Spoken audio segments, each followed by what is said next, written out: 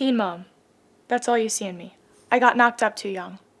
That's all you think you need to know about my story. Mary, what were you thinking? Didn't you know to use protection? You know what? Let's not go there. Even if I told you the truth, I doubt you'd believe me. And I know you won't care. You didn't care when the soldiers came and told us we had to leave. When they took all that we had and ordered us to abandon our homes. You didn't care when everyone whispered about me.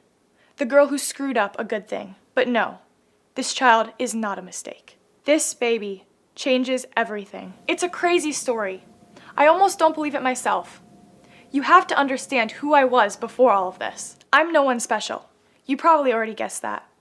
Actually, I bet you even decided that the minute you saw me.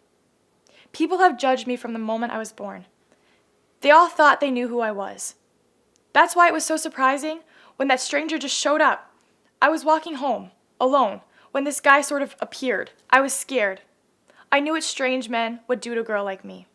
I wanted to run, especially when he kept smiling at me. Then he flung his arms wide like I was some long-lost relative and shouted, "Congratulations!" That's when he laid his hands on my shoulders and told me, "God is with you." Come on. But then he said, "Don't be afraid, Mary. You are wonderfully blessed. You are going to have a baby. In case you didn't know, having a kid at my age in this city, that's not exactly a great deal. And I haven't, so I can't be pregnant." But that small detail didn't seem to faze the guy. He just kept going, talking about how important my baby would be, how he would be so great. He'd change everything, and he'd be called the Son of God. Son of God? I mean, my parents had always told me about God. They said he promised our great whatever something ancestors that he'd always take care of us, that he'd love us. For most of my life, I believed them. But everyone has doubts sometimes, right? Just look at the world, how screwed up it is. Every day I see more and more people go hungry because they can't buy food, and there isn't that much to go around. They have to leave their homes. And in this war where everyone seems to be fighting on a different side, no one's fighting for me.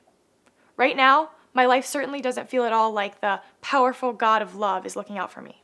I can still remember one night when I lay awake in my bed, wondering if this was the night when the soldiers would come to our door. I stared out my window and the stars beyond. They flooded the sky with a peaceful light, and I was overwhelmed by the feeling. I can't even describe it. I couldn't help but to long for them, these massive objects that filled the sky, that never felt the pain of our wars or the destruction of the storms that raged far below, that only gave light and beauty to the universe. And in that moment, I whispered, "If you're there, if there's something out there, I have to believe that whatever created the stars has to know what is good and beautiful.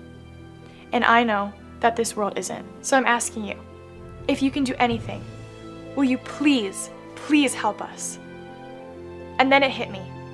As I remembered that night while the stranger stood in front of me, telling me God was going to change the world through me, through my baby, this is the answer to my prayer. So what do? What do you say? Let it be to me. If this is the way the world becomes better, if this is how God wants to change it, then yes, I am the Lord's servant, and I am willing to do whatever he wants. So I rejoice, I celebrate. God heard the cry of even an insignificant girl like me. He didn't overlook me. He didn't ignore me. He, the mighty Holy One, has done great things to me, and his great love and blessing will go on for generations. To everyone who sees him for who he is the God of power, the one who brings down the powerful, the ones who think they can control it all, and cares for the weak. His blessings know no end. He has not forgotten his promises.